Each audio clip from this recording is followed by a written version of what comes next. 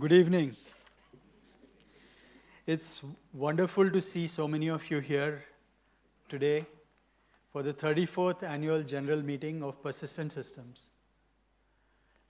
We are all here present at the Devang Mehta Auditorium, and it's 4 o'clock on Tuesday, July 16th, 2024, at our registered office on Senapati Bapat Road.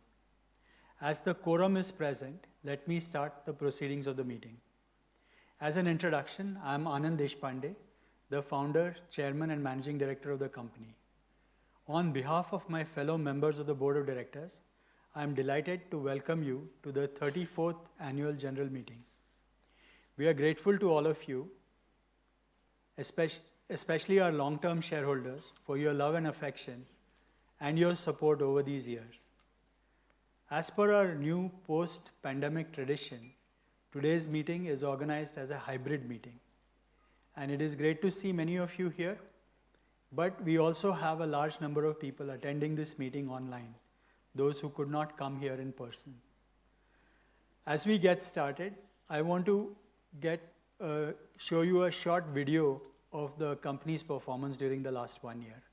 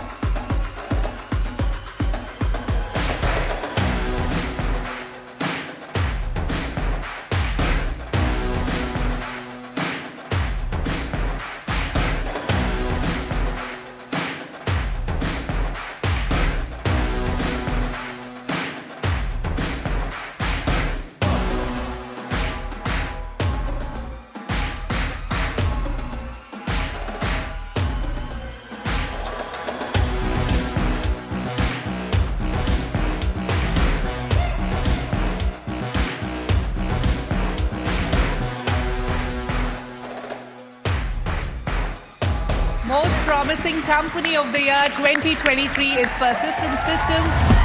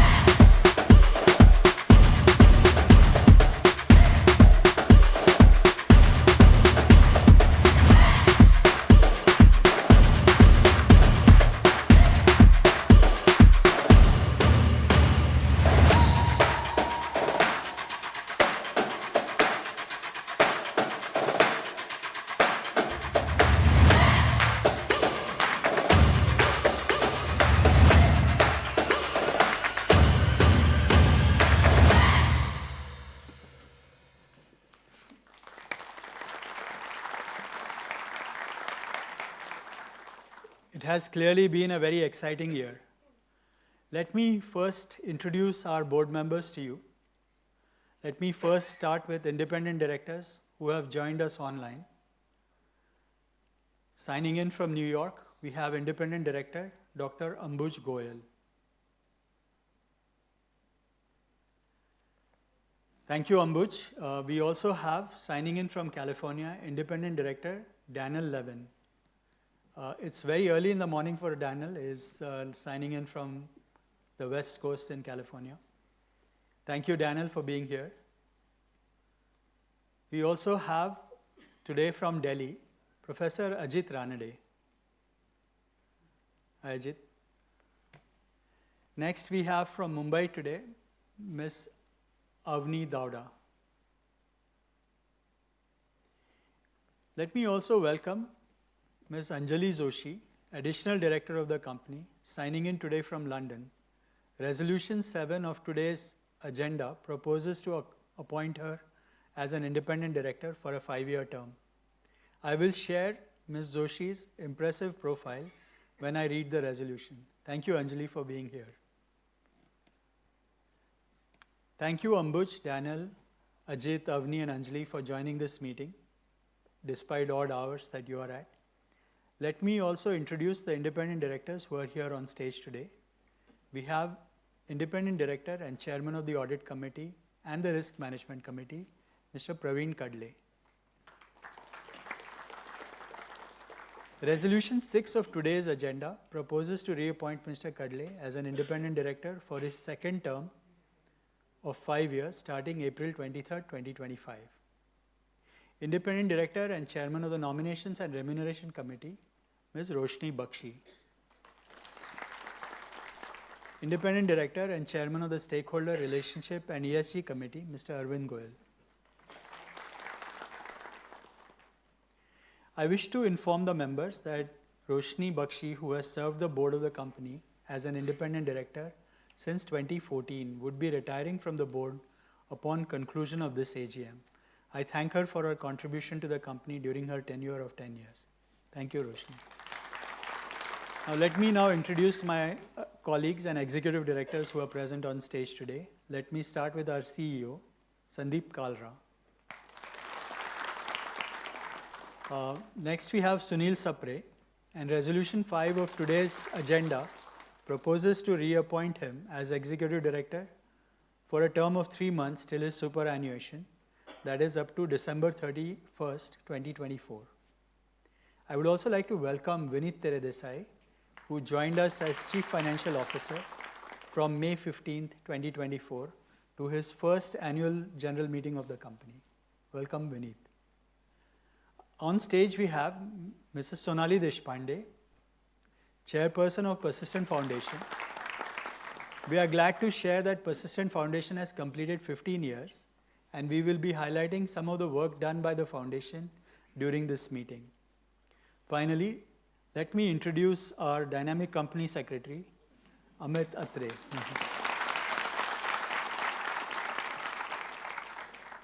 Thank you all for being part of this meeting.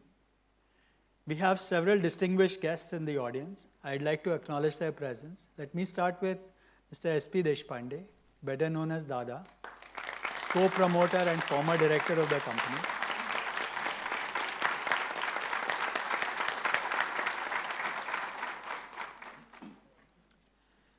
It is my pleasure to also introduce Mr. Pradeep Bhargav, who was a director in the company for 10 years.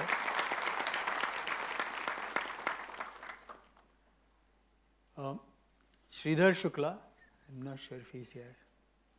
And then we also have Shrikant Sundarajan, who was our CEO for when we went IPO. We also have Rajesh Gonaski, who was our CFO when we did an IPO.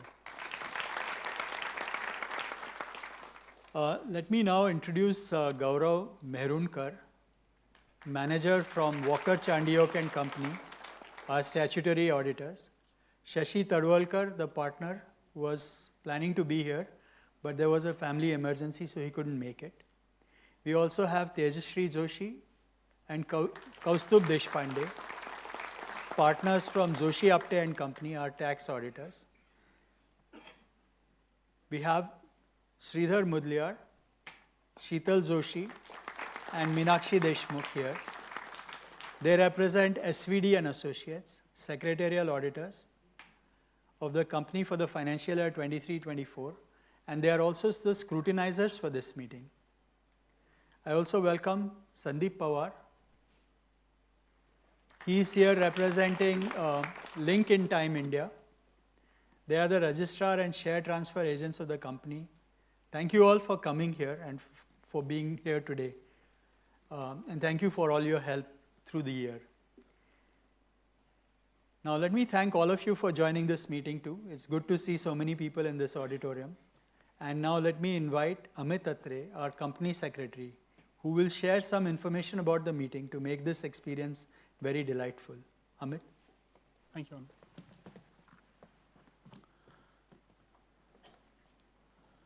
Thank you, Anand, and let me also welcome all the members. The company has provided facility to cast votes electronically on all resolutions outlined in the notice.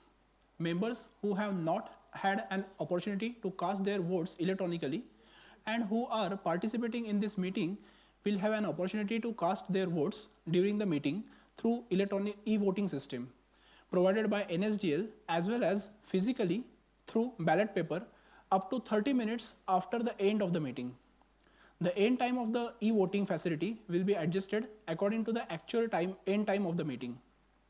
Members who are attending this meeting through video conferencing are requested to refer to the instructions provided in the AGM for the pleasant experience of participating in this AGM through video conferencing. During the AGM, in case they face any difficulty, they may reach out to the helpline numbers mentioned in the AGM notice. I would like to inform the members that the annual report for the financial year 2023-24, AGM notice, the register of members, the register of directors and key managerial personnel, the register of shareholding of directors, key managerial personnel, the register of contracts or arrangements in which directors are interested, certificate from the secretarial auditors regarding the implementation of ESOP schemes, and copies of newspaper advertisements about VC facility and AGM are made available online and in physical form for inspection by the members during this meeting. Online copies are available on the company and NSDL website. As the meeting is being held in hybrid mode, the facility for appointment of the proxies by the members attending this meeting through video conferencing is not applicable. However, the members attending this meeting in person are allowed to appoint proxies. The proxy register is also available for inspection. The company has not received any proxy forms for this annual general meeting. With this, I now invite the chairman to share his thoughts. Thank you, Amit. Ladies and gentlemen, I am truly honored to stand before you today to express my heartfelt gratitude to the members for all your support to the company through these years. Your unwavering support and trust have brought us to where we are today, and I cannot thank you enough. This was our first year as a billion-dollar enterprise, and we have moved into our sixth orbit. I'm glad to share that our team is geared up to continue our momentum as we march towards becoming a $2 billion enterprise. This year was challenging as our clients who were investing in accelerating their digital transformation journey during the pandemic turned their focus to cost optimization. This tested our resilience. Thankfully, our global delivery business model allows us to provide an equally compelling proposition to our clients, whether they are accelerating their roadmap or focusing on better cost outcomes. While generative AI and other next-generational technologies are promising and will be disruptive in the long run, high inflation, elevated interest rates, and geopolitical uncertainties, especially in the US, have contributed to a market of uncertainties. We responded with alacrity as the market shifted, and we maintained industry-leading growth rates during the financial year. I'd like to thank our clients who continue to trust us and have confidence in our capabilities. I must thank all my colleagues and fellow Persistent employees. Our multi-talented global team is our strength. Their high-quality work is the reason why our clients trust us. We believe that developers with AI will be far more productive as compared to developers without AI, and hence we have invested in preparing our global workforce to respond to technology disruptions. We have trained more than 16,000 professionals on AI and next-generation tools and technologies during this year. Our 360-degree relationship with key partners allows us to learn, explore, and deploy the latest technologies for future-ready solutions. In tough times, our people, employees, partners, suppliers, and vendors are the source of our resilience during driving continued success. We are committed to providing our employees and their families with a holistic experience and long-term work-life harmony. We encourage diversity across the company and have continued to implement several initiatives during the year that spotlight and support diversity and inclusion. We have a strong focus on health and wellness and believe that healthy employees are happy employees and happy employees are productive employees.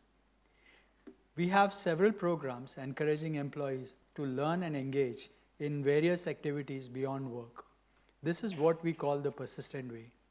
During the year, we were consistently recognized for our achievements from a diverse group of analysts, advisors, organizations, and market observers. The highlight was the receiving of the CNBC TV Most Promising Company of the Year, recognizing our extraordinary growth journey.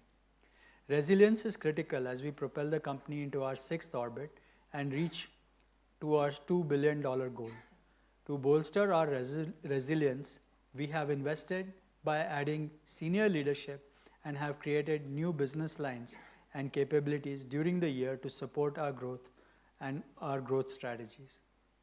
I'm counting on your continued support as we celebrate 34 years of trust and partnership. We look ahead to shared success and to many more years of innovation, collaboration, and progress. We would not be here without you. Thank you very much.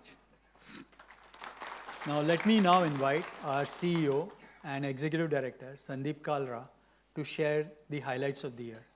Sandeep. Thank you, Anand. So I assume everyone can hear me in the back. Yeah. Perfect. So let me start by welcoming all our shareholders here one more time. And in the next few slides, I'd like to report the financial performance of the company, starting with the last year. In financial year 24, we delivered 14.5% revenue growth, which was among the best growth in companies comparable to us. In terms of the EBIT performance, we delivered a similar 14.4% EBIT growth, which translates into roughly about 18% in EPS growth.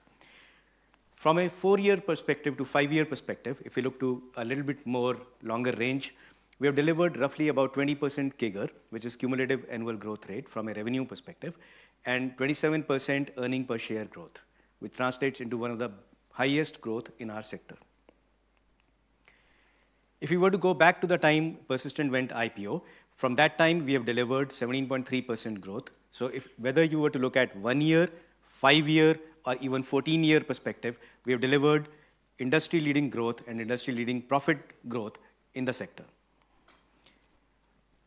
A little known fact, in our sector, in comparable companies, the record for sequential growth is roughly about 16 quarters, and we have delivered the 16 sequential quarters of growth. So rest assured, your company is performing very well based on the capabilities that it brings to the customers and the partners it partners with. From a perspective of what do we do, just to refresh everyone, we service 3 segments. The ISV segment, which we call Software, High-Tech, and Emerging Industries, wherein we do product development for software companies like Microsoft, Google, Amazon, to mid-market software companies. We go to market in Banking Financial Services segment and Healthcare Life Sciences as 2 other industry verticals.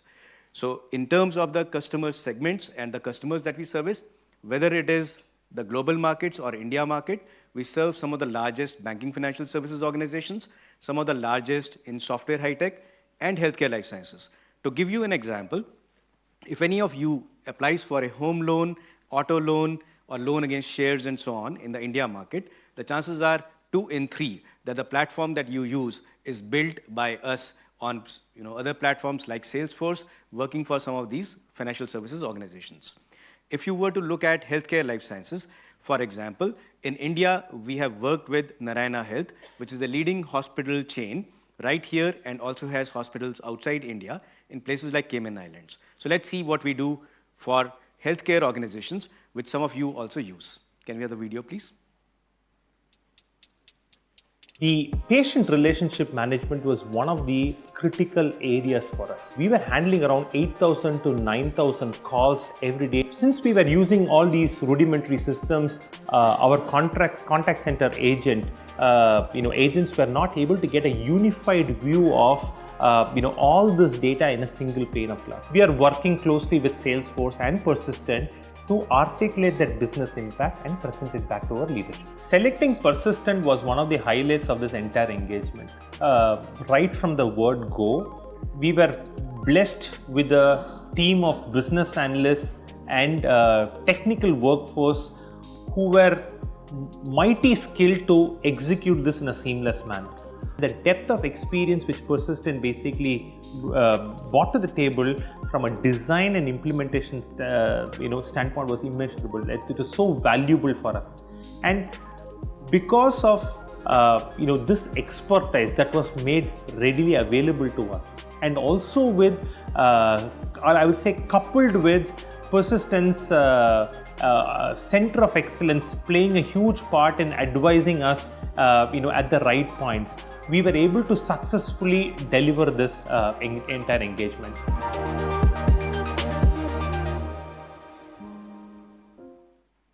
All of this capability that we bring to bear, all of these customers that we service are serviced by the team behind this. Roughly about 24,000 of us working globally day in, day out to deliver all this.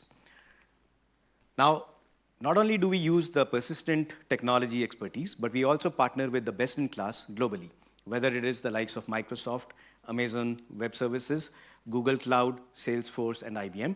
We have built good expertise on these platforms, and we are very well respected by all of them. We have invested in building our own learning and development infrastructure. In the video, you would have seen the Ramanujam facility, and that's where we basically certify our professionals on this. Now, if you were to look at it, for a small company that we are in the sector, we are very well respected by the CEOs also from Microsoft, Google, IBM, AWS, and so on. We are also contributing to their forward-looking AI journey. Let's take a listen to what AWS CEO has to say about us. Now, to understand the impact of this kind of customization, we worked with Persistent, a digital engineering provider. Now, their study showed that developers using Code Whisperer completed their tasks an additional 28% faster with customizations than without, 28%. Not only are we recognized for our technical chops, but we are also very well respected for the corporate governance, and we have won the leading awards in our sector compared to our peers. Whether it is the Golden Peacock Award or whether it is the Institutional Investor Award, we've been awarded and honored by various organizations. All of this has also led to us winning, as Anand pointed out, the CNBC TV18, the most coveted, the most promising company of the year award for 2023. All these activities, these recognitions have led to the Persistent brand growing at the fastest possible clip in our sector over the last 3 years.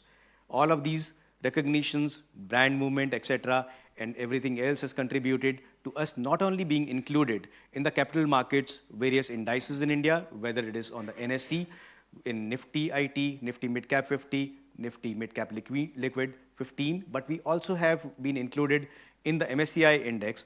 Just for everyone's reference, this is a global index, so anyone in the US investing in India, if they buy the MSCI index, our company gets a passive flow. We are one of the 131 listed companies, the best in class in India, who are a part of this index.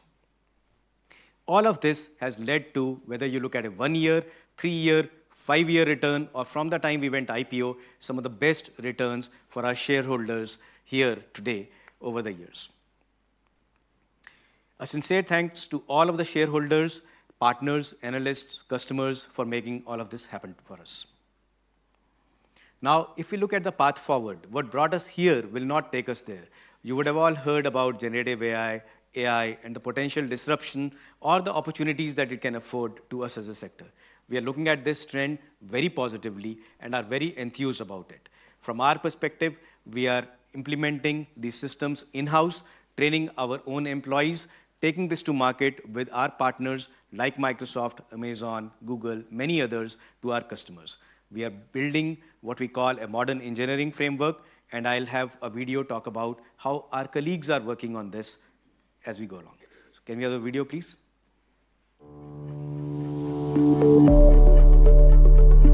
Persistent has over 30 years of product engineering and data and AI in our DNA.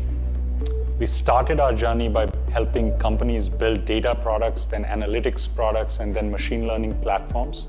Over the years, we have helped enterprises leverage AI in driving business transformation and transformation of their internal workflows. At Persistent, we recognize the incredible impact that generative AI is making on the software development process and industry and capabilities across industries. Today, Persistent is seen as a partner of choice by every major hyperscaler because we bring a differentiated point of view, differentiated set of intellectual property and accelerators and solutions to go together with them to help solve customers' problems. We are investing in our modern delivery framework, which consists of 5 big pillars, from process, tools, people, culture, and metrics. We believe each of these pillars, with all the things, details that they bring to our customers, can change not only the way customers build their software, but the way their organization operates in a modern digital world going forward. Generative AI is having an impact on Persistent across all of our verticals, across all of our offerings and activities. So we want to take a very broad perspective on the role that our company plays in adding value to our customers. And that role has traditionally been in software technology improvement, right? We've been very technically focused, which is absolutely the right place to play. But as generative AI allows us to reduce the cognitive load on our developers and our other staff that's doing development, we use that cognitive capabilities now to think about the impact that we're making. For our customers, it means 3 dimensions of value. One of course, is efficiency, being able to get products from concept to impact at a much faster rate than we were able to before. So this allows our customers to create value through time to market, right? Efficiency means greater productivity, it means greater iteration of delivery, greater time to market. And the third is innovation. So the ability to iterate, the ability to use generative AI as a partner for ideation is unprecedented. So we're working with Europe's largest pharmaceutical company to accelerate the research on diabetes. So we're building a knowledge graph solution that can help accelerate the insights and also provide knowledge synthesis. The time reduction is as high as 50%. We are working with the leading American financial services company, which has got over $800 billion assets under management. This is an outcome-driven engagement where we are jointly working with them to help them improve their productivity using the latest engineering techniques leveraging GenAI. As a part of this engagement, we are helping them set up a center of excellence which will facilitate this productivity improvement using the latest techniques using GenAI. Persistent has partnered with one of the largest private equity organizations with over 100 billion assets in management. When they were looking at their portfolio, there were many projects which were kept on shelf because of the complexity involved, the costs that were against all of these work, at the same time the go-to-market aspect there. They partnered with Persistent. They are using our SaaSWA platform to orchestrate, automate most of their difficult projects. We are able to deliver over 50% of productivity and much faster go-to-market at a very improved quality. Our AI expertise not only ensures that you stay ahead of the curve, but you thrive in an ever-changing landscape. Today, we are not only using AI and GenAI to transform our customers, but to transform ourselves as well. We are investing very heavily in every one of our employees to have them understand how GenAI will impact their ability to deliver for our customers. At Persistent, we empower our customers for rapid, scalable growth. We deliver superior engineering outcomes at unparalleled speed, quality, and security. Generative AI is not an evolutionary technology, but a revolutionary technology, like the internet before it. We're looking to unlock the limitless potential of generative AI to impact our business, our customers' business, and their users' lives in every possible way. So as you can see, we are very enthused about this transformation that is happening in our industry. And we look forward to making ourselves a platform-driven services organization, not just a human-driven services organization. We're taking certain strategic bets where we will be taking some growth in terms of building organic capabilities as well as bringing in some inorganic capabilities. At the end of the day, it's about doing better engineering, bringing more engineering productivity, and also disrupting the business processes and doing business transformation for our customers. And if you would have noticed, we have done a small acquisition earlier this quarter in contact center space, and we look forward to building our AI journey as we move along. With this, in summary, we have delivered good growth, good revenues, profitability, and shareholder returns over the last several years. We are further unlocking newer growth vectors using AI, Gen AI, and similar technologies, and we remain confident of continuing our growth momentum. We look forward to your support in our journey, and with that, I will stop my session. I would like to invite our chairman for Persistent Foundation, Ms. Sonali Deshpande. We're very proud of what the foundation has done over the last 15 plus years, and I look forward to hearing from her over some of these snippets. Sonali, welcome.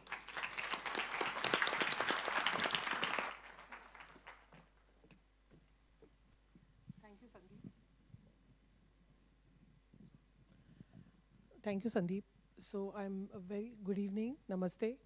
I'm very honored to stand before you here today at this annual general meeting as part of a member of the CSR team at the Persistent Foundation. The foundation was established in 2009, and as we have heard, we are celebrating 15 years of service to society this year. During this last decade and a half, I'd like to inform you that we have been able to spend more than 100 crore rupees towards CSR, influencing and affecting the lives. Thank you. Also influencing and affecting the lives of more than 4.5 lakh individuals.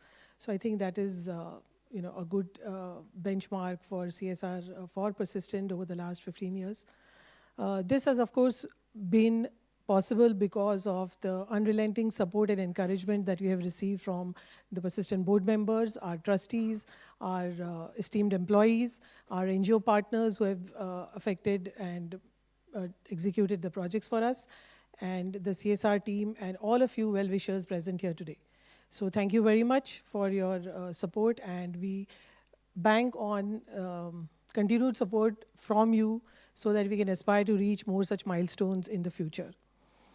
I'd also like to inform you that recently, the last month or so, we have also established a Persistent Foundation USA in the US, which will also take care of doing CSR across the world. So that is another milestone for this year. And to mark this occasion of completion of 15 years, we have curated a short film which showcases most of the highlights of our journey through the last 15 years.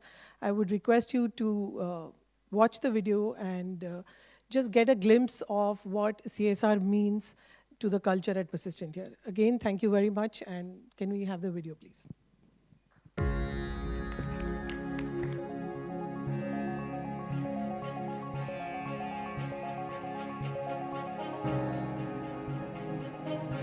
In the year 2009, the Persistent Foundation embarked on this beautiful journey to foster positivity and create an impact in the fields of health, education, community development, and preservation of heritage and wildlife. We are investing consciously into the healthcare of senior citizens and children alike. And for that, we have teamed up with hospitals, charitable organizations, and NGOs. Cardiac surgeries give a second chance to these children in their life. Cleft surgeries are nothing less than a miracle. They not only correct the deformities, but they also build self-esteem in children and their families. We also work to help hearing-impaired children with cochlear implants and speech therapies so that they can communicate with the outside world far more confidently. Through cataract surgeries, we have helped thousands of elderly people to regain their vision and independence in their daily life. The education systems determine the future of a nation. Our effort is to give equal opportunity to every less fortunate child to build their identity and shape their career. We provide infrastructure, facilities, training programs, scholarships, and financial aid to help them unleash their full potential. Women's education was one project there. The Kiran Girls Scholarship, a flagship initiative of Persistent Foundation, has empowered over 500 girls to pursue computer and IT engineering. Our mentoring programs provide them with a deep understanding of the corporate landscape, giving these future professionals a competitive edge as they begin their careers. Along with education, our focus is to fulfill nutrition need of every child. We provide kids with healthy breakfast and wholesome meals so that their bright minds can focus entirely on education. The nutrition has become a means to draw them into schools rather than pushing them into child labor. Physical fitness plays a vital role in child's growth. Through various sports activities, they learn team building, coordination, leadership, along with cherishing friendships. This builds a strong foundation for them to enter the competitive world with confidence. It is important for the new generation or the new people to be able to stand on their feet. How do we enable them? Skill development is one part of it, but apart from skill development, people also need to get jobs.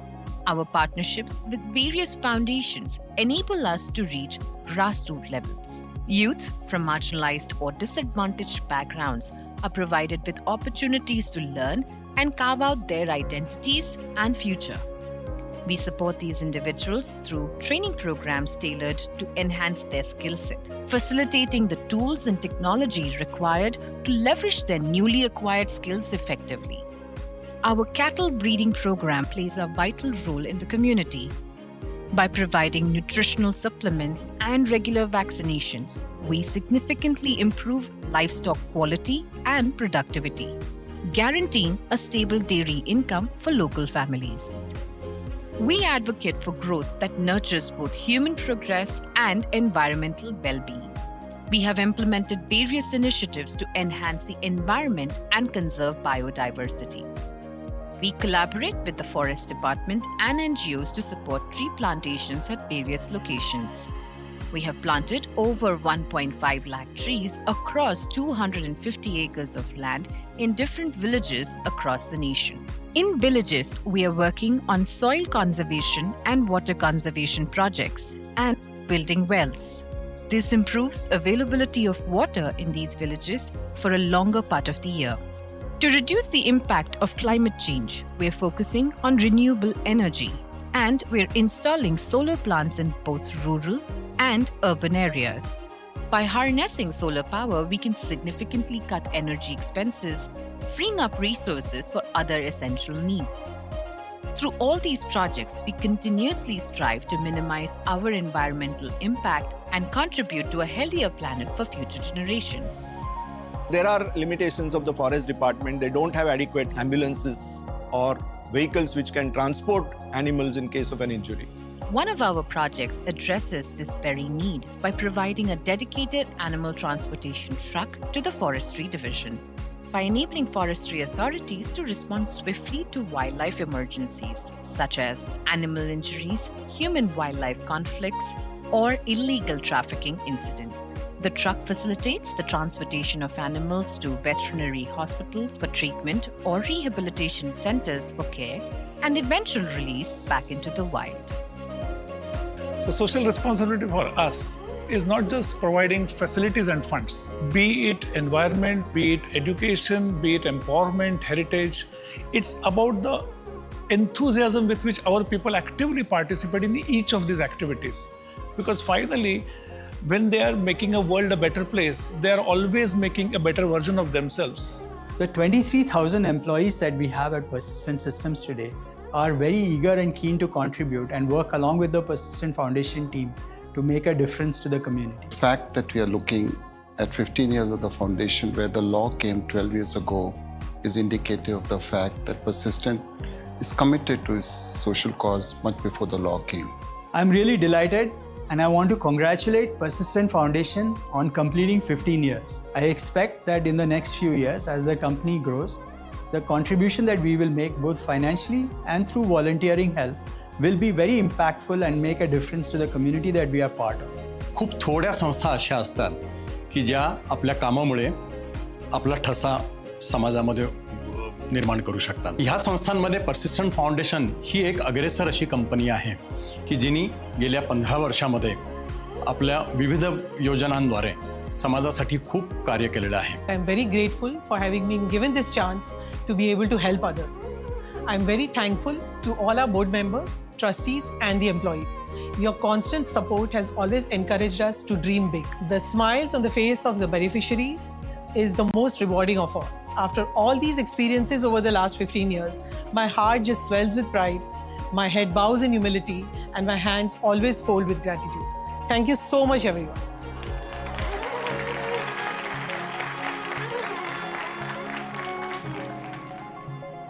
Thank you, Sonali, for your passion and commitment. It is heartening to see the work done by the Persistent Foundation team. Now let us move to the business segment of the annual general meeting. The notice convening the 34th annual general meeting, the director's report, the audited financial statements for the year ended March 31st, 2024 have been with you for some time. Therefore, I take them as read. As there are no qualifications or observations in the auditor's report to the consolidated and standalone financials for the year ending March 31st, 2024, they are not required to be read. The secretarial audit report does not contain qualifications or observations, and again, they are also not required to be read. There are 9 resolutions for your consideration today, and I will read them briefly, one by one. The first 4 resolutions are proposed as ordinary businesses to be voted as ordinary resolutions. First, to receive, consider, and adopt the audited standalone financial statements of the company for financial year ended March 31st, 2024. Reports of the Board of Directors and auditors thereon. Number 2, to receive, consider, and adopt the audited consolidated financial statements of the company for the financial year ended March 31st, 2024. Number 3, to confirm the payment of interim dividend of rupees 16 per equity share of 5 rupees each is adjusted for the split, and to approve the payment of final dividend of rupees 10 per equity share of 5 rupees each, recommended for the financial year 23-24. To appoint a director in place of Mr. Sunil Sapre, Executive Director, who retires by rotation and has confirmed his eligibility and willingness to accept the office if reappointed. The next resolution is proposed as special business and voted as ordinary resolution. To reappoint Sunil Sapre as an Executive Director of the company liable to retire by rotation to hold office for a term of 3 months until his superannuation, that is from October 1st, 2024 to December 31st, 2024. In the opinion of the board, Mr. Sapre possesses appropriate skills, experience, and knowledge necessary to hold the office of Executive Director of the company, and we recommend to the members to pass this resolution with requisite majority. The next 4 resolutions are proposed as special businesses and also voted as special resolutions. I'll read them out one by one. To reappoint Mr. Praveen Kadle as an independent director of the company, not liable to retire by rotation, to hold office for a second term of 5 consecutive years from April 23rd, 2025 to April 22nd, 2030.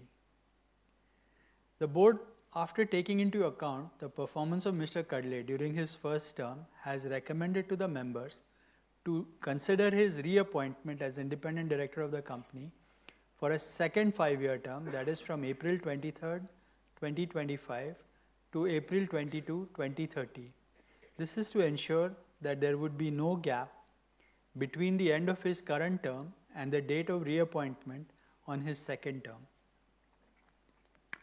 Number 7, to appoint Ms. Anjali Joshi as an independent director of the company, not liable to retire by rotation, to hold office for a term of 5 consecutive years, that is from June 12, 2024 to June 11, 2029.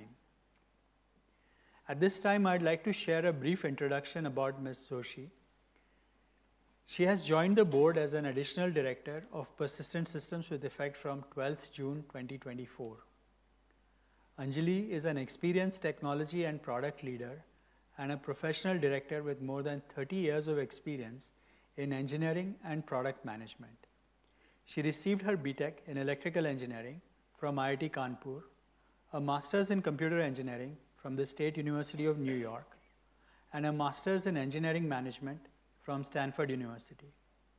She was awarded the Distinguished Alumni Award from the Indian Institute of Technology, Kanpur. She is currently a director of Zero and LocoNav and was previously a director in Altrix, Lattice Semiconductor, ITRIS, Mobiline, and McClatchy. Anjali holds advisory positions at the Merkulas Center for Applied Ethics at Santa Clara University, the National AI Institute for Exceptional Education at the State University of New York, and at Insight Partners. Anjali has worked in the senior product leadership team at Google for 13 years, where she was instrumental in building and scaling several products, including search and maps, globally across the internet, mobile, and video platforms. Prior to joining Google, Anjali held engineering leadership positions at Covad Communications and systems engineering roles at AT&T Bell Labs. In the opinion of the board, Anjali Joshi possesses the appropriate skills, experience, and knowledge as necessary to hold the office as an independent director of the company, and we recommend to the members that the resolution be passed with requisite majority. Number 8, to approve an amendment to the Persistent Employee Stock Option Scheme 2014, PESOS 2014, to increase the number of stock options allocated to PESOS 2014 by 1.6 million stock options. That is from 3.8 million stock options to 5.4 million stock options. Number 9, and this is the last one, to allow the grant of stock options to the employees of subsidiaries of Persistent Systems under the Persistent Employee Stock Option Scheme 2014. Having completed the resolutions, we will now move to the Q&A section of this meeting. To help me with this process, let me invite Rajshri to the stage.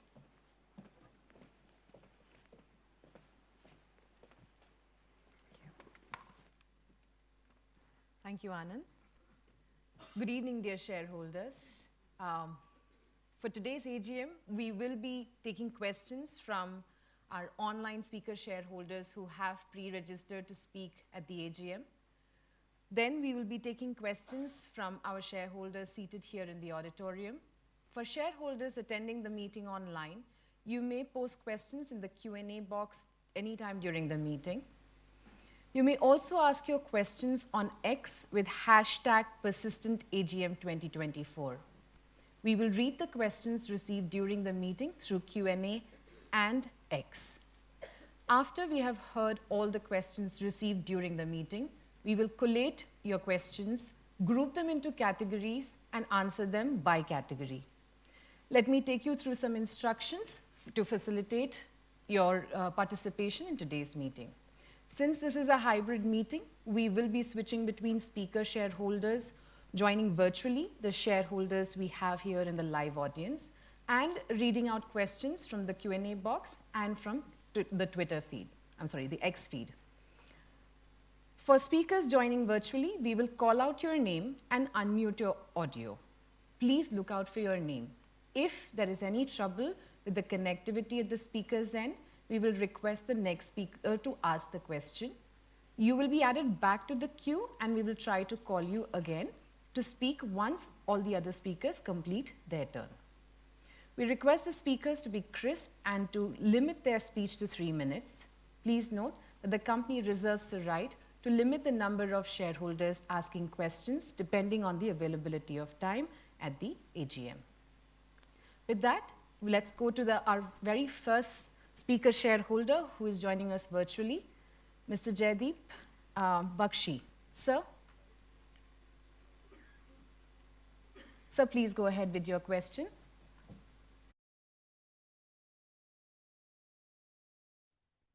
Yes. Good evening. Am I audible now? Yes, please go ahead.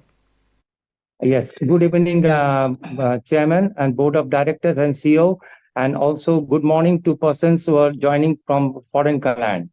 Myself, Jaideep Bakshi, connecting from the city of Kolkata. Thanks to our company secretary, Mr. Amitji, for helping me to join, and also to the secretarial team for helping me to join this video conference, and also for presenting a detailed annual report. Sir, the initial speeches were very much informative one, and also the video presentation was. So congrats for achieving of 14.5% on year-on-year basis growth in revenue, and congrats to the entire global workforce. And also the performance has been well highlighted in page 8 and breakup given in page 389. And also thanks once again for the dividend to a passed on rupees 52. So what is the expected results for the first quarter? And myself proud to be a part of this trusted digital engineering and enterprise modernization partner serving global market leaders.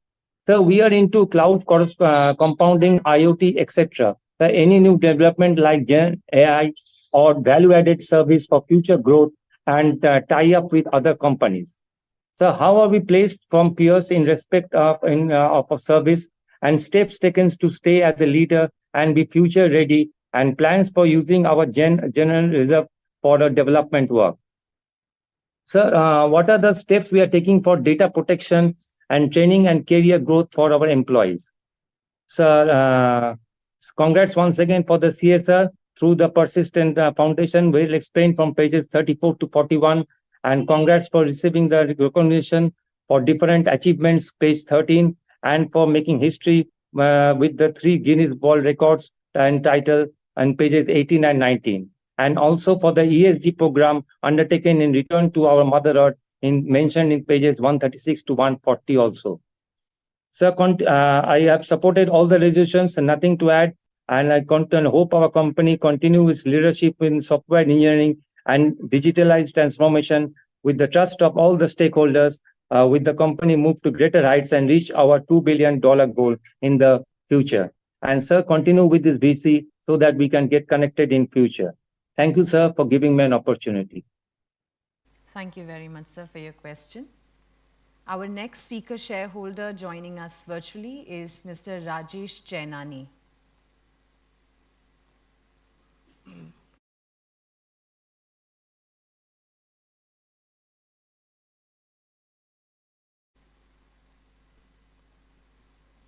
Sir, you'll have to take yourself off mute.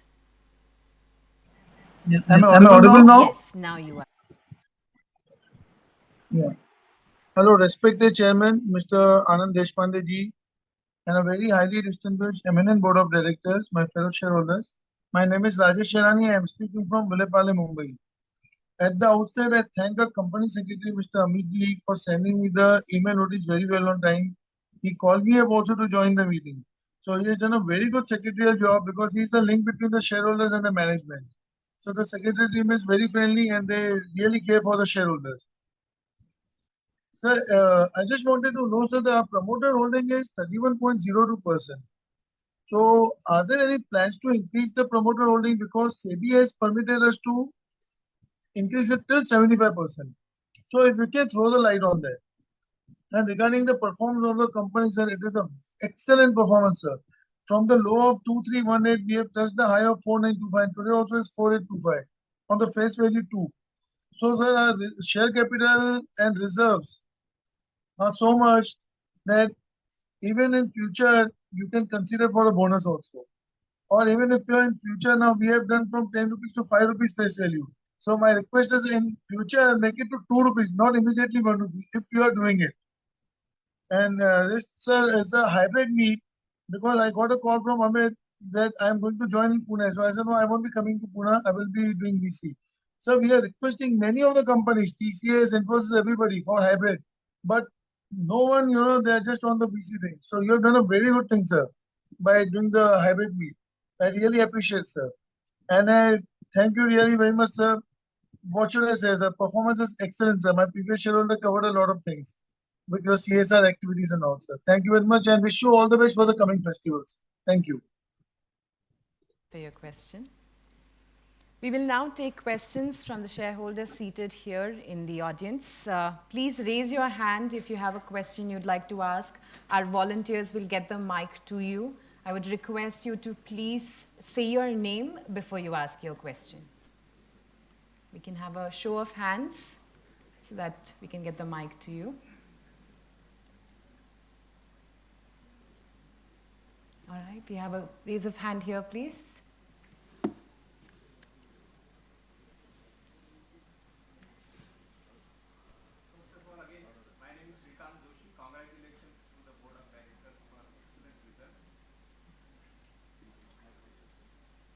One moment, sir.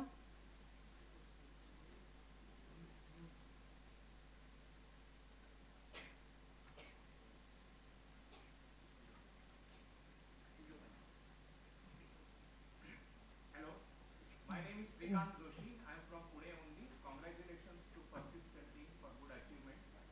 In the last 3 or 4 meetings, the company has highlighted that they are going for acquisition spree. And we, in quarterly results, we often listen about it. I just want to have a question that out of your 1 billion plus revenue, what percentage has contributed from recent acquisitions? Thank you. Thank you so much for your question, sir. Can we have a raise of hand for the next question, please?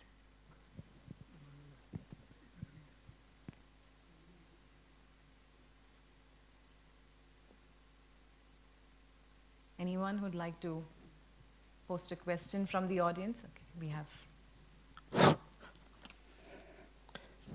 I thank the owner of the company, Anand Saib Deshpande, for investing me the AGM meeting. Company should be make a profit. Company should be split face value for new investor. Company ROC is a good. Company has delivery good profit growth 26 CAGR last 5 years. And thank you my investment AGM attending. Can already speak to Marathi?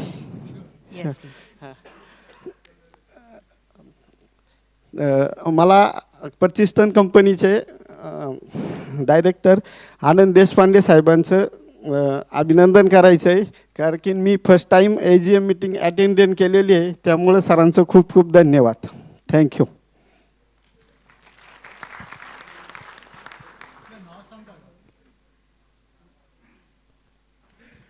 My name is Samir Khengre. I am Pune. My village is Re, Mulshi Taluka. Thank you. Thank you very much, sir. So, any more questions from the audience? Let me read out some questions that we have received from the Q&A box that's live. The very first one is send hard copy of annual report. The next one is, are you taking any measures to increase any operational efficiency?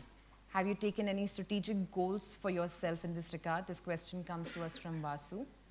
Prasad has asked, when can we get the access for ESOP 2024-25 schemes? Vijay Kumar has asked, when will the company issue bonus shares since our reserves are very good? Rashmita Swain has asked, I would like to request you to open a Persistent branch in Bhubaneswar, Odisha, so that it is easier to go to office daily, who are part of Odisha and Jharkhand. Vijay Kumar has asked, dear sir, please let us know if Persistent is in ERD, that is Engineering, Research and Design, which is latest buzzword nowadays, thanks. And Vikas Dakwe has asked us, what is the attrition rate and supports that he mentions that he supports all the resolutions. And we'll go back to the audience, see if anyone else would like to ask us a question.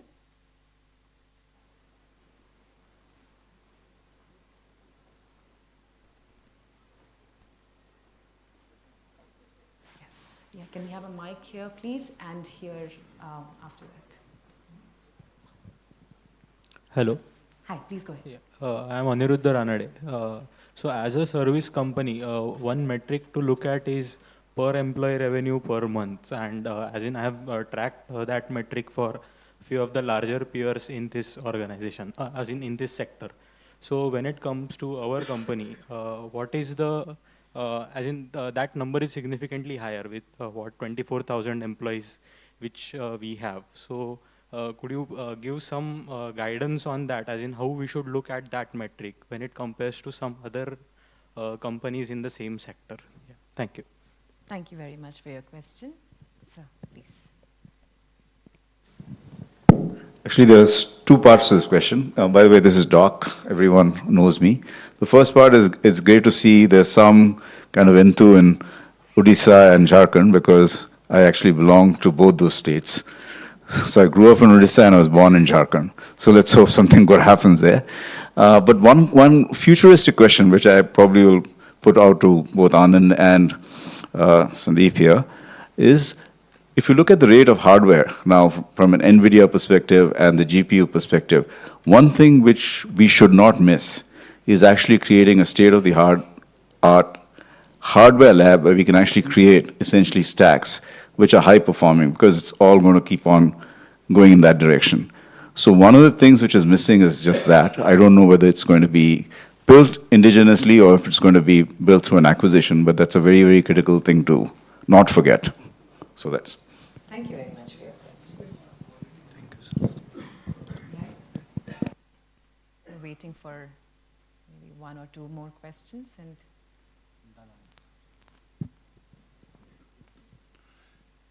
I'm not very sure whether people will like what I'm going to say, because I have a suggestion that Persistent has been now working for 34 years. I think Persistent should now diversify in similar activities, and so that rather than giving the shareholders bonus shares, they should give them shares of the new companies that Persistent forms. There are a number of areas where Persistent can really contribute. There are a number of areas where we can at least start working on the new activities and then do it. Not necessarily only in IT. That also I must say. Because there are a number of companies which are not only working in IT, but they are working in different fields. That will also give one more opportunity, particularly in the manufacturing sector. If we start working, this will definitely increase the employment proportion significantly. Thank you. thank you very much, sir.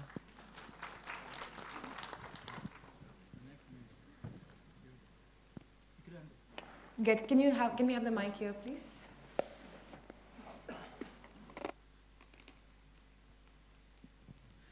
Hello. Please go ahead, sir. With due respect, sir, I'll just sit and take the questions because it'll be easy for me to roll over the papers. There'll be a few more questions, huh? I'll make up for the others. Please give me time. Okay. After last year's interval, I guess I've come back here, and I greatly love this company. It's been one of the most promising companies coming out of Pune for a long, long time. I think 8 or 10 years ago, in a chat at the AGM, I had casually mentioned to Anand that I think Persistent should be the Infosys from Pune. And today I'm very proud to see that we are nearly there. If not there, I think as Sandeep has said, we'll be going from strength to strength. But in all other aspects, in fact, in some of the aspects, we are ahead of them also. Like the hybrid meeting, for example. This is an outstanding decision from this board, as well as the earlier few years, to go ahead with holding a hybrid meeting. It is the best of both worlds, of all worlds. People globally who are our shareholders, who are located wherever, can participate. People locally, like me, can come and participate, and we can engage with the management. And this is a very, very healthy development from a corporate governance point of view. And I must congratulate the company secretary, the chairman, and the board members for supporting him and ensuring that this will become a success. Going forward, I believe this format is the format that will prevail. And we have been constantly badgering the bigger groups, including Tatas and others, that please get into this mode. Because there are shareholders who are very keen, who want to come and participate. It's a once in a year occasion, and people would like to actively participate. Having said that, sir, I would request the CEO to make our MDA, Management Discussion and Analysis, especially on the business side of it, a little more meaty. Just 2 small paragraphs are not good enough, both for the vision that you have outlined and for the work that we have done. Because this will engage and inform shareholders ki what exactly we are doing, and they will also become more, aligned with what your goals are, and we will understand you much better. I would welcome Anjali Joshi, who is joined us from overseas. This is her first AGM. Welcome, ma'am, and we look forward to your significant contribution going ahead. As well as Vineet Teredesai, please come on board. Very nice to have you. And I see that there is an organized succession plan. There is an overlap between the earlier gentleman, our executive director, Mr. Sapre, and you. And it is very healthy, which is very rare. Because I remember 3 years ago at a HDFC Bank meeting, I kept on badgering Puri, who happened to be my peer, ki when are you going to announce the new CEO? He said, nahi yaar, ho jayega, ho jayega, ho jayega. And now you see what is ho jayega. Though he is a gentleman insider, well known, who knows the company well, but look how the share is just stagnating, if not going down. And in terms of total shareholder returns, it affects. And the visibility that it creates in the marketplace, that is something that the board must be alive and concerned, because we need to ensure that this aspect of it is also well managed. Now we have got one change this year from the CFO side, and going forward, as I was briefly discussing with Dr. Deshpande, his role in the company is also slowly getting, more and more reduced. Persistent must be ready, future ready, to ensure that one day he is completely out of the picture. We do not want our shareholders to take a beating that time just because Anand has stepped down. The transition from him has to be very smooth, orderly, and the nomination committee and their team members have a big role to play. Because you see, that is when we will truly transform Persistent into a professional organization. Luckily for us, Anand's background with his technical thing, he's a professional, hardcore professional in software. So to call him that is not a professional would be inappropriate. But going ahead with the team here, etc., one has to look 25 years ahead, not 3 years or 4 years ahead. So I think we need to look at that. One small bit of input to our company secretary. If you look at page 120 and 148, 120 is legible, 148 is not. So the ink and the type, For an old man like me, it is difficult to read. So, and I take great interest to read it. Cloud. I read a recent report, and all shareholders would like to also know. Cloud is a 300 to 380 billion opportunity, and it will add 14 million jobs. That is what the potential of cloud is, as per a leading consultancy in the top 4 in the world.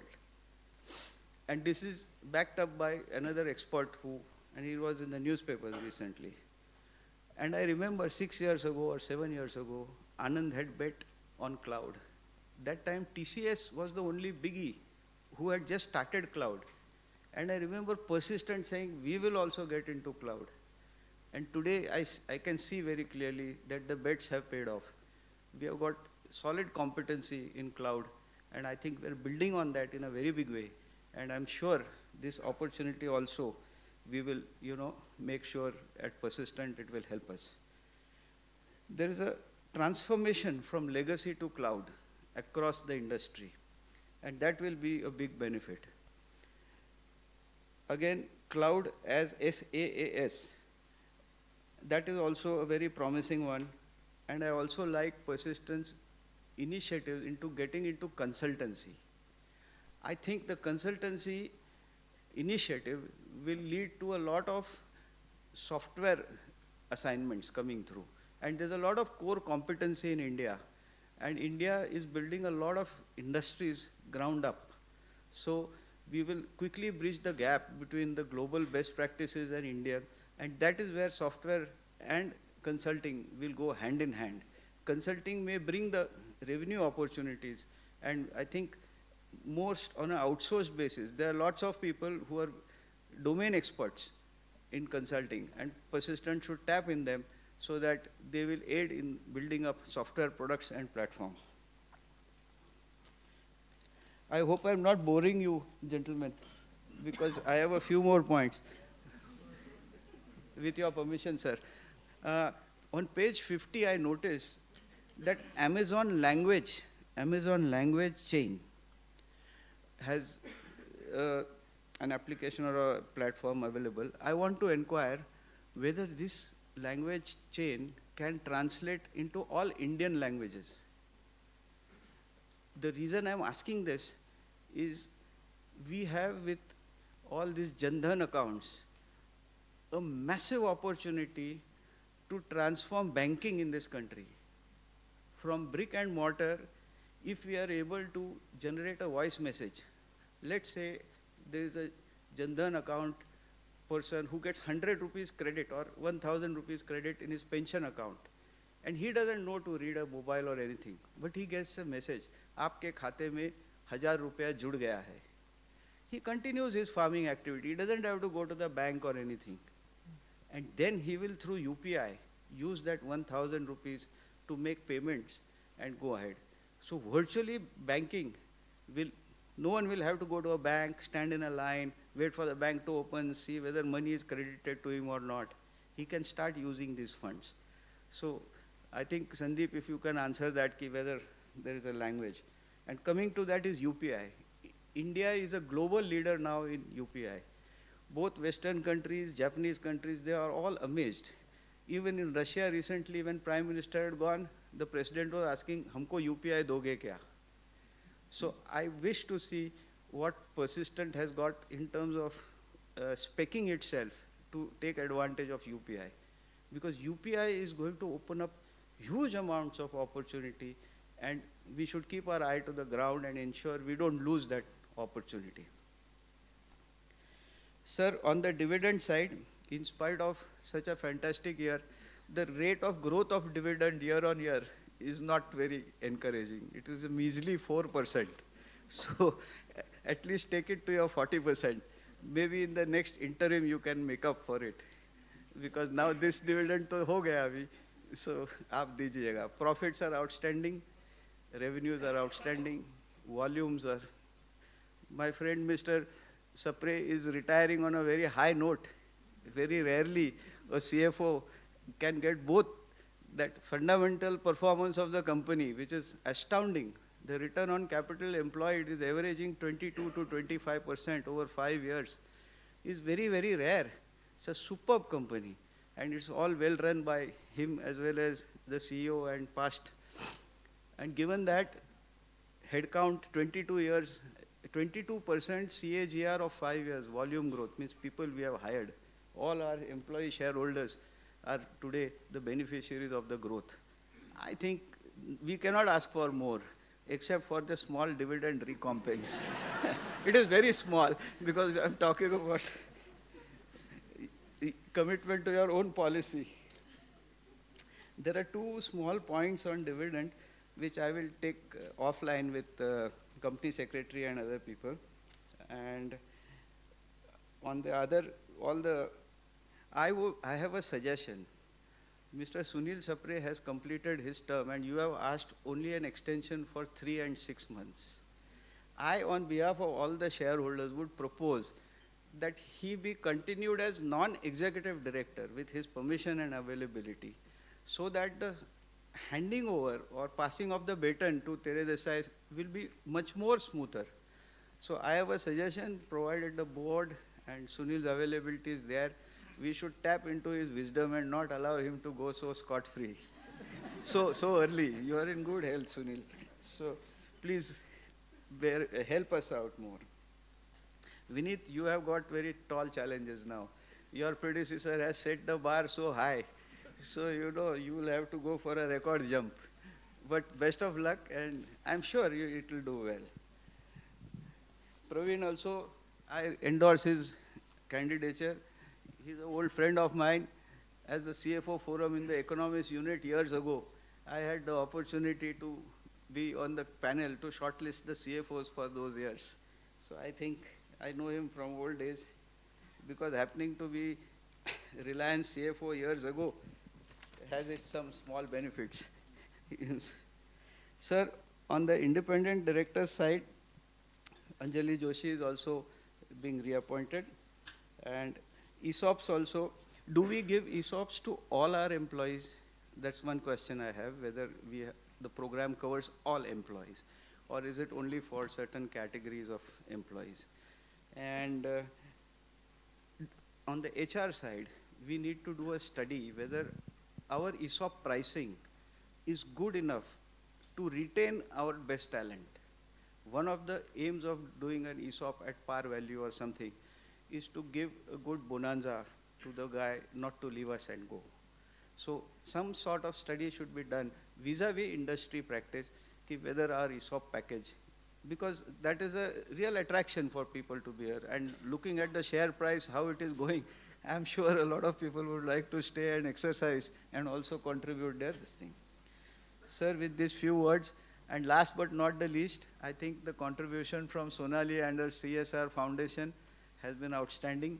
And of course, they have put all their shoulder to wheel. And I also see employees also helping out. We as shareholders, if we can contribute in any which way, we would be eager to help and support, whether it is the Asra Foundation or the CSR or so many other activities. Years ago, at Poud Road, I had seen in the evening, persistent people helping in traffic management. And I was so thrilled. At 6:30 in the evening, we could hardly move 5 feet in 20 minutes. But these people were controlling the traffic and helping. I think at each of our facility, within a radius of maybe 200, 300 meters, if we can do this, that will be our contribution to our immediate society, where day in, day out, there are problems, and people will really respect persistent much more. Thank you, and sorry, sir, to keep you boring or anything. Thank you all, gentlemen. Thank you very much, sir. Thank you, sir. Right, anybody else who would like to ask a question? I do have one question which does relate to the questions that have been asked, but this one came through social media. I'll quickly read it out for everyone. Ronit Verma has asked us, how can employees be eligible for ESOP option? And that's something that came to us through social media. And one more time, anybody in the audience who would like to ask a question, please raise your hand. All right, thank you very much. Dada, sorry. Yeah. Further to my suggestion that we should diversify, I would definitely make one humble suggestion. I have been thinking about the activity of solar cell. Effectively, if we look at the power generation, we are using today fossil fuels in quite a lot of areas.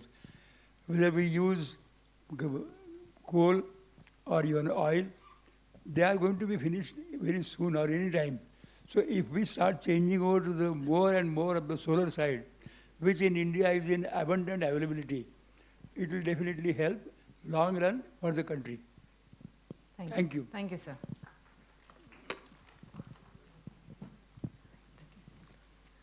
Thank you all for your questions. We really appreciate your involvement and participation in the well-being of your organization. While we are collating the questions, we'll play a few videos showcasing the wonderful things we do here at Persistent.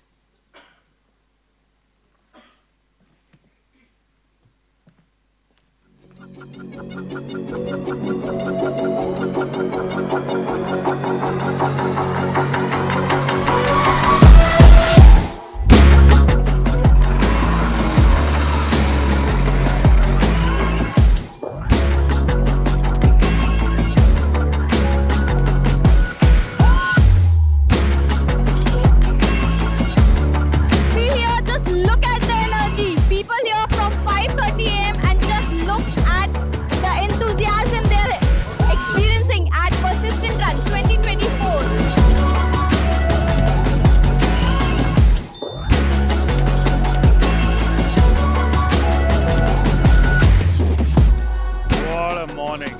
was so much fun to see everybody from Persistent come together, and I was really excited. Loved the turnout. 3 cheers. Hip hip hooray. Thank you. It was phenomenal. I think we are just getting better every year. The scale is increasing and the energy is tremendous. Thank you so much.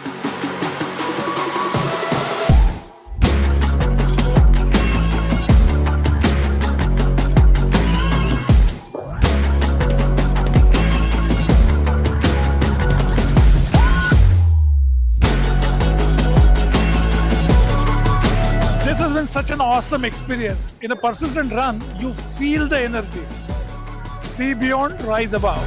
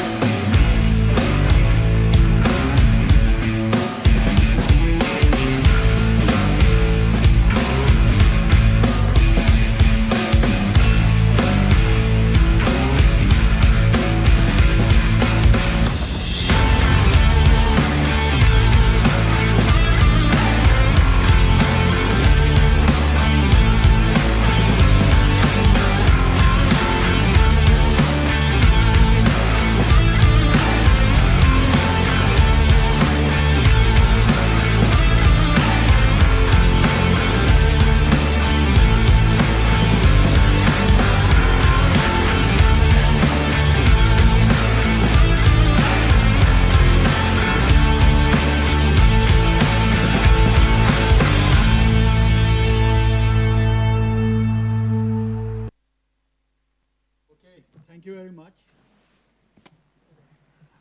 So let me first invite Sandeep to get started with some of the questions. We'll take turns, take them in groups and answer the questions. And if there's anything missed, then we can go back through it again. Sure. So Sandeep, why don't you start with the first set? Sure. And then... Right. Thanks, Anand. And thanks to the shareholders for all the questions. So I'll go in a sequence, and if I miss anything, please remind us.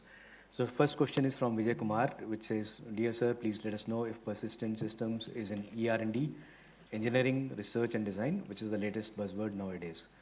So Vijay, in fact, Persistent has been a leader in ER&D for quite some time. Since our inception, we have delivered or worked with our customers in product development, and we were the ones who pioneered the term outsourced product development as well. Right from there to doing digital engineering, bringing innovation, doing things around AI when AI was not even a thing that was talked about. We've been at the leading edge. So yes, we are a category leader in what is called ER&D. There's a question from Jaideep Bakshi on data protection and cybersecurity. Now, from that perspective, if you look at it, data protection, cybersecurity is of paramount importance to us, both as a company servicing our customers, whether it is doing product development for products in cybersecurity, identity access management, data protection, and so on. We have been doing that for many, many years, to even implementing data protection, cybersecurity frameworks for ourselves.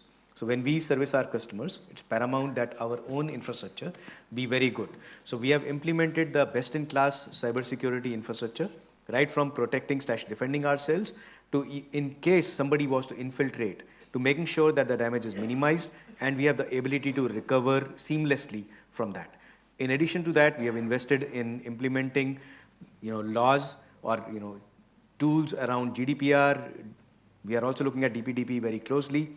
We have certified ourselves to global standards like ISO 27001, and similar others to make sure that we are not just implementing, but we are also certifying and ensuring that we are in terms of the latest frameworks, the latest adoption from there. There's another question from Jaideep Bakshi on new developments such as AI, tie-up with other companies and so on. So on the AI side, there are two things. What tools we are developing using the infrastructure provided by hyperscalers and others.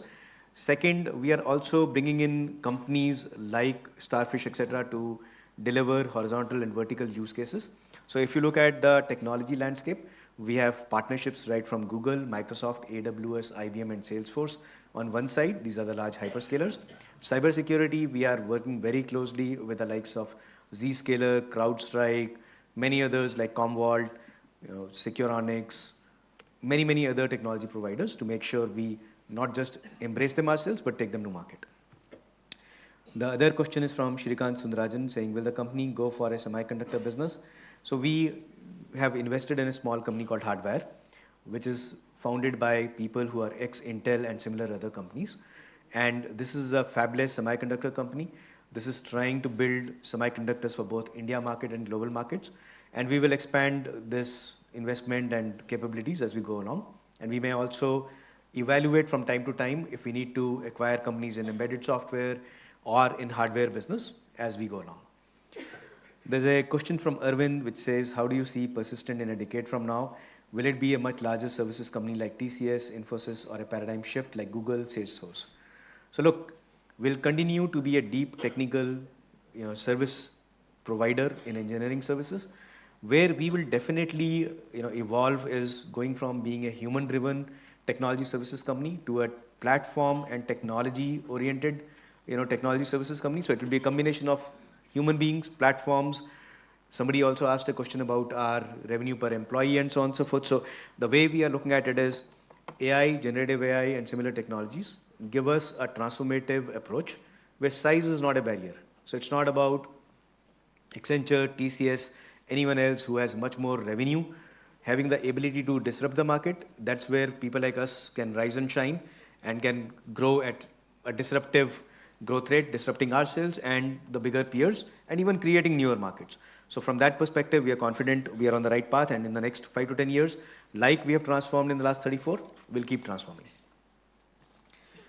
Then there's a question from Mr. Bapat, annual report, which says, AWS LangChain, can this translate into all languages?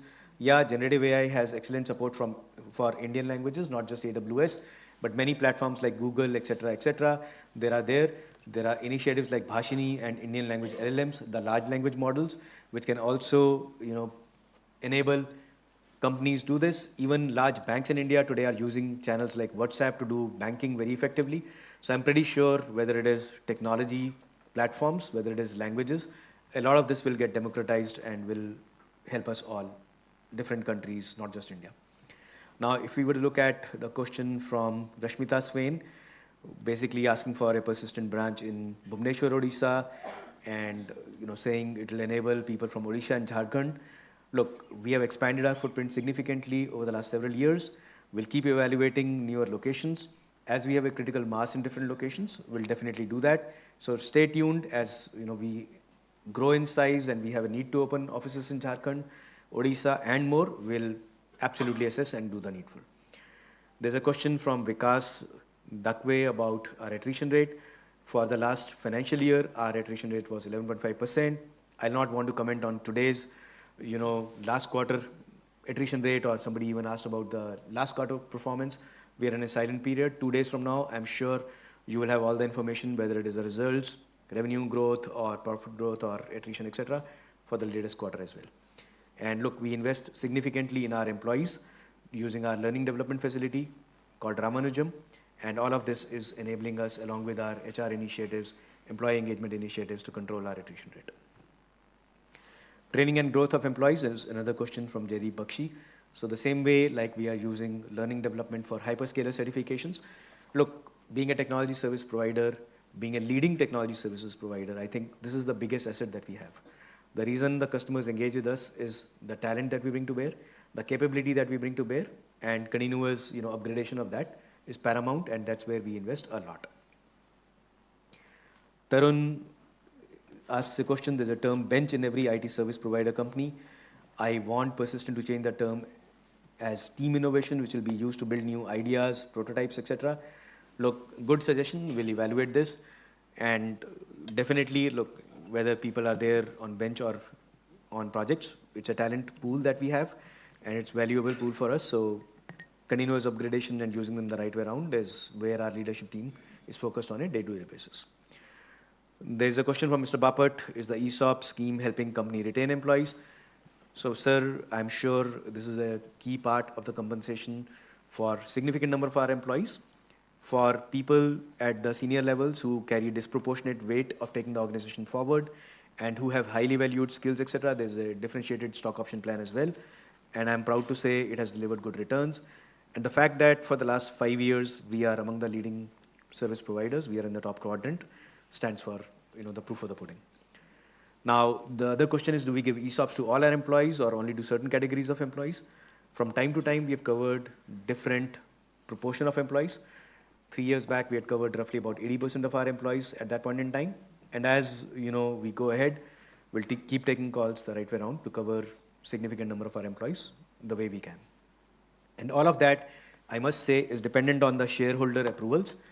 And even if you look at the shareholder approvals, it's hard to get, I may say so.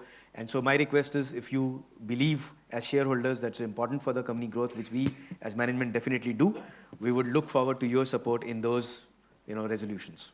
Thank you, and we look forward to the broader shareholder support as well, including institutional investors, both domestic and foreign, if they're looking or listening to this particular AGM. Now, if I was to look at some other things, so there was a question from Shrikant Joshi on what is the contribution from recent acquisitions in the $1 billion revenue. So from a perspective of the $1 billion journey, if you look at the last year per se, let me qualify that first, 14.5% is all organic. So there was no additional acquisitions done in the last financial year. If you look at the journey when we became a $1 billion organization, in that particular year from the acquisitions done, roughly about 7.5 to 8% would be the contribution from acquisitions. And acquisitions that we are doing, just to remind everyone, these are acquisitions done for capability addition, wherever we want to expand, create new growth vectors, whether it is cloud, whether it is things like Salesforce, or even the newer ones that we are doing in generative AI. All these are capability-led acquisitions, not revenue for the sake of buying revenue. Now, if you look at the other questions, Anirudh Ranade, as a service company per employee revenue, the question is, what is the per employee revenue in comparison to the other companies? So today, if we look at it, the average revenue per employee for Persistent is roughly $50,000 plus, which is the best in class. There's a range in the similar kind of companies between $45,000 to $50,000 per person per year, and maybe a few international companies may have a little higher. And I'm pretty sure with our forays into generative AI and platform-related work that we're talking about, one of the metrics that we would also want to see over the next several years is to increase this by using more technology to deliver services. There's a question about UPI, the advantage of that. I'm sure Anand will discuss that in more details. I'm sure he's far more versed with this. So with this, I think I'm done with my questions, Anand. So let me ask Sunil to take the next set, and then. Yeah, actually, Sandeep has mostly covered the finance section. There was one question around the growth in dividend not being commensurate with the company's revenue growth. But if you recall, last year, the dividend that we gave included rupees 10 as special dividend. So the actual dividend was 40 rupees. So the current year's dividend, which is 52 rupees, and on split basis, you look at it as 26 rupees. That is actually 30% growth in dividend. But your point is taken with respect to going towards the dividend payout. So we note that request. Yeah, I think that's pretty much on the finance side. So there's a couple of questions about bonus issues, splits, and all that. You want to comment on those? Yeah. Yes, so there was a question, yes, we have done the split. When is the bonus coming? So hold your breath. It is, of course, prerogative of the board. And we'll see this happening at the right time in our journey. So I'll leave it at that. Let me ask Amit to quickly take a crack Sure. at some of the questions that I mentioned here. The first is the request for the hard copy of the annual report. Those who are the shareholders and who are requesting for the annual report copy, we will definitely provide it to you. Please send us an email on investors@persistent.com. This will help us to track how many copies are being distributed and are the copies being given to the eligible shareholders. After checking the shareholding details, we will definitely send it to you by courier. We have those details. In fact, we will be collecting those details in case some shareholders who are attending this meeting at this moment and wish to have the copy, please register their names with our volunteers who are available, and we will definitely send you the copy. About the management discussion analysis, sir, we acknowledge your points about elaboration of some points in the next ensuing annual general meetings and annual reports. About 140, page number 140, which is not eligible, I sincerely apologize for this part, and I will ensure that we will take care of this part in the future. With this background, Anand, I am done with Yeah, so there are a couple of other questions here that I will answer. Regarding Sunil to continue as a non-executive director, of course we'll take his guidance on this, but we are not letting him go away. We have enough work piled in for him for many other things that we are doing as well. So he is already continuing on Persistent Foundation and also other areas. So we will see what is required within Persistent, but we are not going to let him not do anything, that is clear. Regarding promoter holding expansion, while it's nice to say that we can increase promoter holding, there are very limited options if you don't have a whole lot of cash with you. So we'll figure out the best ways. If we do a buyback, there is an opportunity a little bit, but it's very marginal. There's not a whole lot you can do. I think as a company which is a listed company, I think it's important that the value of the promoter shareholding goes up rather than the holding as such. So that's really how we see this. Regarding diversification into other areas, I think this is a good suggestion. We'll look at some of those things. How much of it comes through Persistent as direct Persistent or through partnerships with other companies is something we can think through.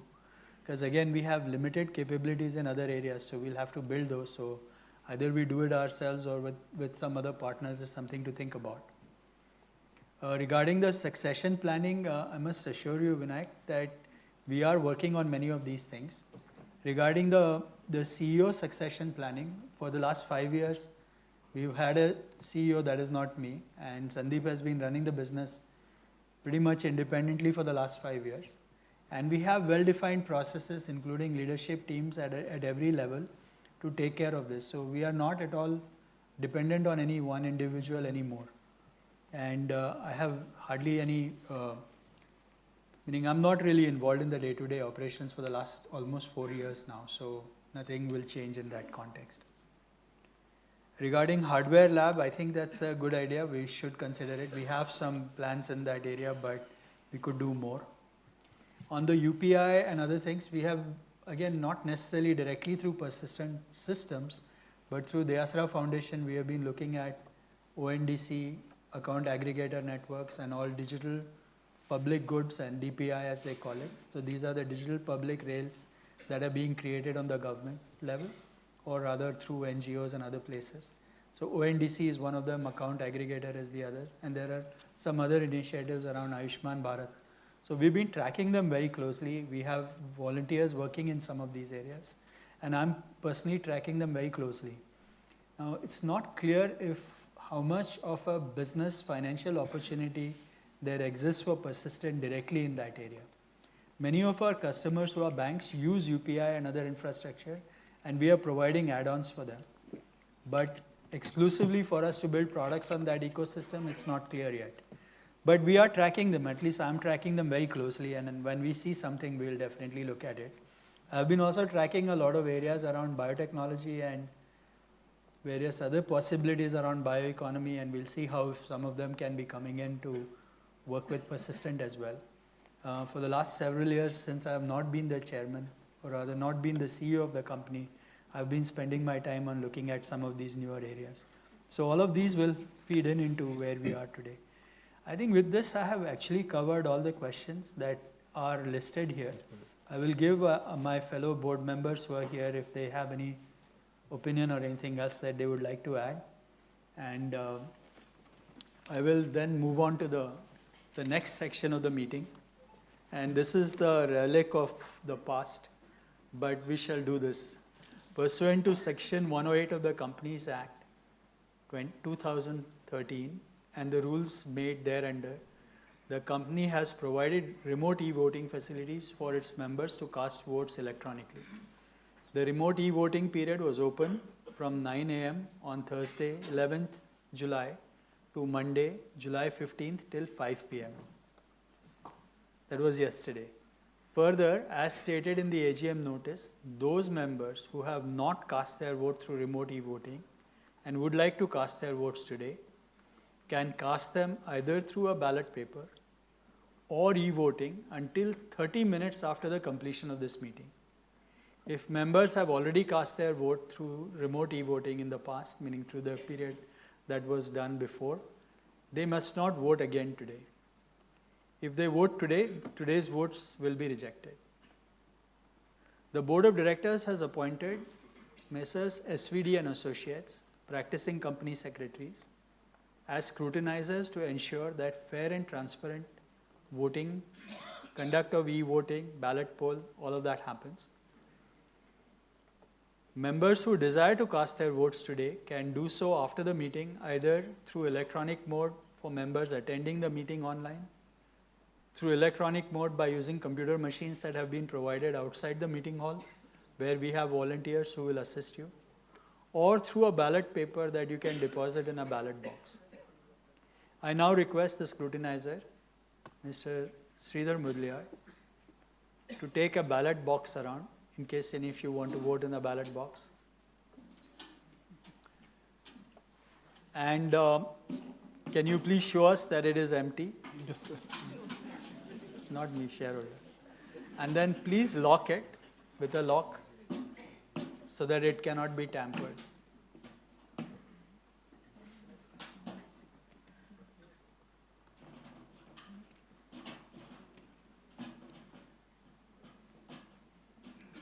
Thank you, sir. If you feel like voting in the box, we can do that after the meeting.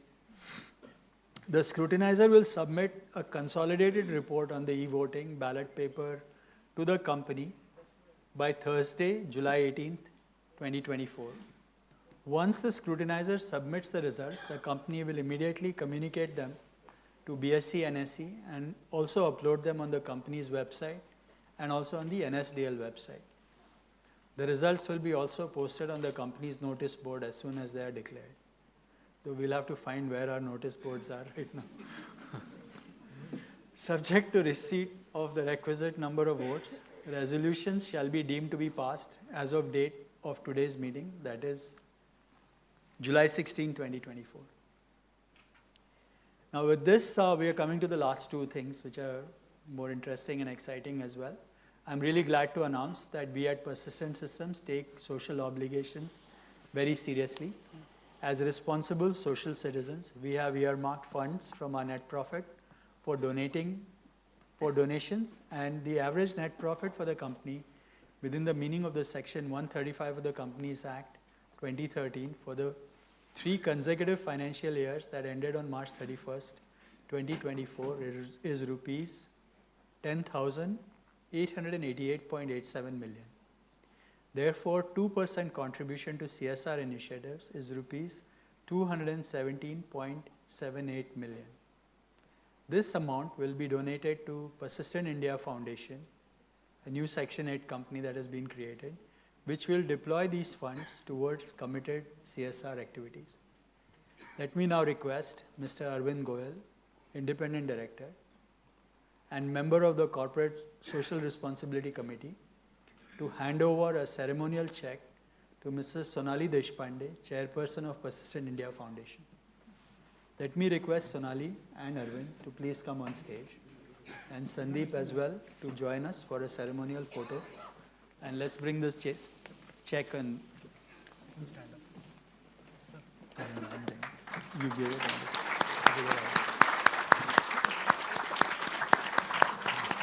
This is for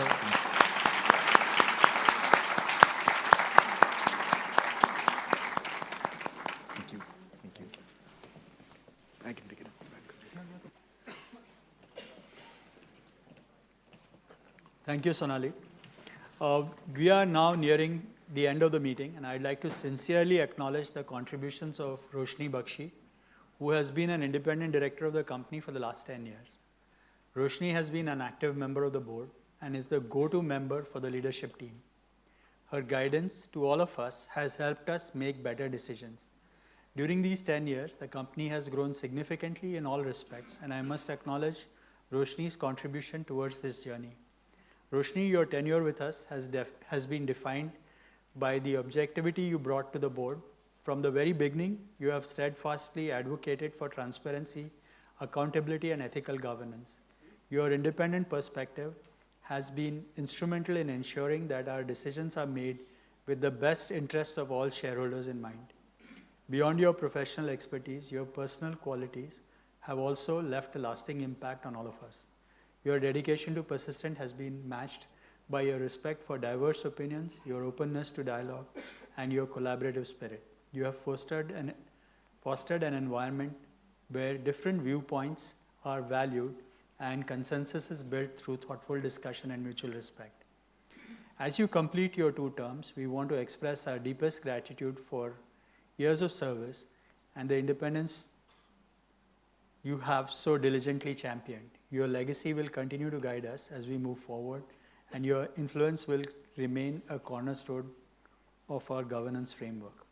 On behalf of the entire board, the executive team, and our employees, we wish you all the very best in your future endeavors, and we would like to felicitate you with a small token of appreciation.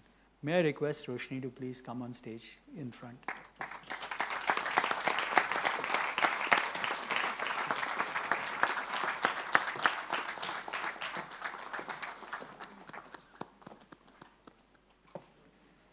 Thank you, Roshni. So, as per our tradition, in 1 minute. You can take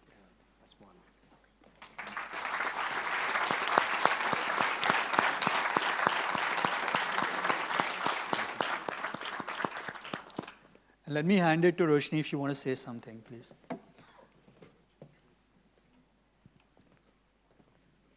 You can wear that. I can take it. He said, keep it on. No, I'm really honored, and thank you so much, Anand, for these really kind words. Well, I was told that I have to talk literally 2 minutes before I entered the board meeting. So my few minutes is going to be very unstructured, and I will only be able to say what comes directly from my heart. I was focusing on what Anand was saying about the board, about the AGM, and did not have time to prepare, so forgive me. I've been really honored to be a part of this journey over the last 10 years, from the time it was a 24-year-old company to a 34-year-old. You know, there have been so many things that's happened in the last 10 years, so how do I crunch it into a few minutes? But a few things stand out, and truly, I think it's made me very proud, as I will continue to stand by the sidelines and continue to cheer. So 4 things really kind of came to my mind. 1, when I joined the company as an independent director, it was $270 million. Today, it's $1 billion plus, and I'm just waiting to see it reach $2 billion, which I know it will happen much faster than even what everyone is thinking about. So that gives me enormous pride. The second thing is there were 8,000 employees, 8,000 passionate, wonderful employees and team members. Today, there are 24,000. What an amazing journey. But the third is even more, which, you know, clearly, I think all of us are extremely thrilled about it. At one stage, I remember the share price went down to 550 rupees. It was hovering at around 720, 725 for a long time. Everyone said it was good. And then it went down to 540 at some stage. And we all looked around and said, oh my God, what's happening? Today, if there was no share split, it would be more than 9,000 rupees, literally. But the most important, which is the 4th point that I will always hold, is that when I joined, it was a reputed, good, great company from Pune that was coming up. Today, as I leave it, it is probably the most envied tech services company in this world. Everyone, when I speak to people, the first thing they say is, what's that secret sauce? Can you tell us what's happening inside? What are those 24,000 people doing?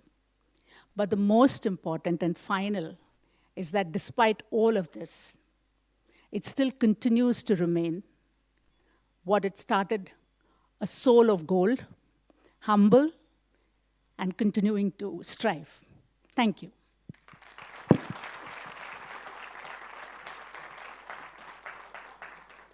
Thank you. Delighted to share that we had 131 members in person in this meeting. I should say 131 members participating in this meeting, and another 50 who signed up as virtual members. Many people who sign up on YouTube, we will not always know who has joined online. Most of the proceedings will also remain online, so many more members might get a chance to view it at another time. We are really grateful to all of you for participating in this meeting. I hereby declare this meeting closed. We will play the national anthem, after which you may disconnect from the meeting. For those of you who are physically present here, I would like to invite you to join us for refreshments in the adjacent cafeteria. Thank you. Let me invite you all to please rise for the national anthem.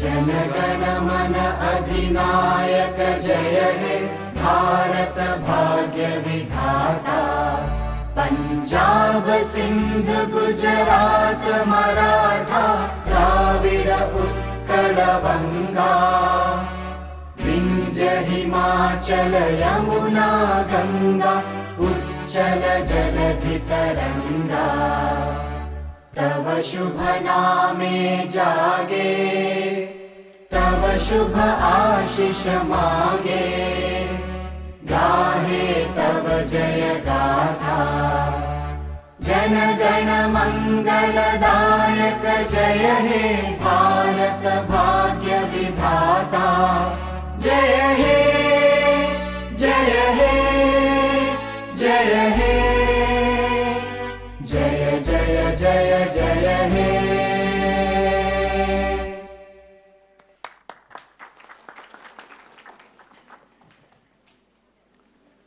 Please join us in the cafeteria right next door.